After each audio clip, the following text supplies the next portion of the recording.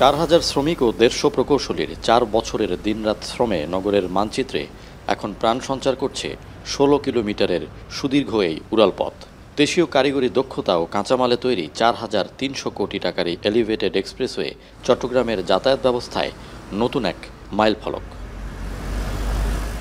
উদ্বোধনের 13 মাস পর এবার বাণিজ্যিকভাবে যান চলাচল শুরু হয়েছে নগরের প্রথম এলিভেটেড এক্সপ্রেসওয়েতে। পতেঙ্গা প্রান্তে বসেছে অত্যাধুনিক 4টি টোল মেশিন, যেগুলোতে নির্দিষ্ট ফি দিয়ে আজ থেকে প্রবেশ করছে যান। জুলাই গণঅভ্যুত্থানে চট্টগ্রামের প্রথম শহীদ ওয়াসিম আকরামের নামে নতুন করে এই এক্সপ্রেসওয়ের নামকরণের ঘোষণা দেন গৃহায়ন ও গণপূর্ত উপদেষ্টা আদিলুর রহমান। যারা এই জুলাই অভ্যুত্থানে শাহাদাত বরণ করেছেন তাদের জন্য বিভিন্ন জায়গায় স্মৃতিচিহ্ন তৈরি করছি, যেন সারা দেশের মানুষ এবং আগামী প্রজন্ম তাদের অবদানের কথা স্মরণ করতে পারে।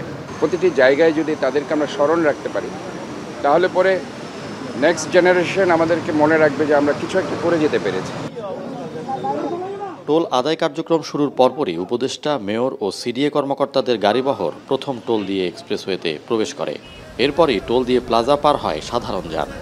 আগে তো জামজটে নিচে দিয়ে গেলে জাম হইতো, এখন তো উপর দিয়ে মোটামুটি 30-35 মিনিটে যাওয়া যায়। 80 টাকা দিয়ে ঢুকলাম, সো ইটস গ্রেট। আমাদের সময় সেভ হবে। 100 টাকা নিচে আর আসা যাওয়া 200 টাকা নেই আর কি। এটা তো আমাদের জন্য সুবিধা আর কি। এখন 15 মিনিট লাগে, 15-20 মিনিট লাগে। আগে তো মানে 2 ঘন্টা লাগতো আসতে। টোলের হারটা অনেকটাই বেশি। এই গাড়ি খরচা 280 টাকা হয় না, 280 টাকা। নতুন এই পথে আপাতত টোল আদায় করবে বাস্তবায়নকারী প্রতিষ্ঠান সিডিএ।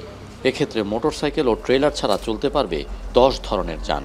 আপাতত নগদ টাকায় ও পর্যায়ক্রমে অ্যাপস ও কার্ডে দেওয়া যাবে টোল।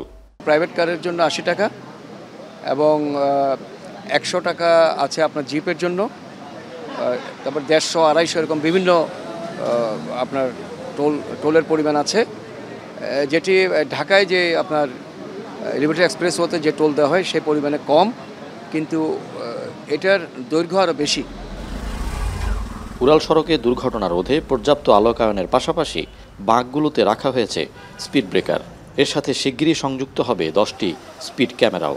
ইলেকট্রনিক সিস্টেম, এখানে কেউ কোনোদিন ফাঁকি দিতে পারবে না যদি সবাই সৎ থাকে এবং কি প্রত্যেকটা ইকুইপমেন্ট যদি রানিং থাকে।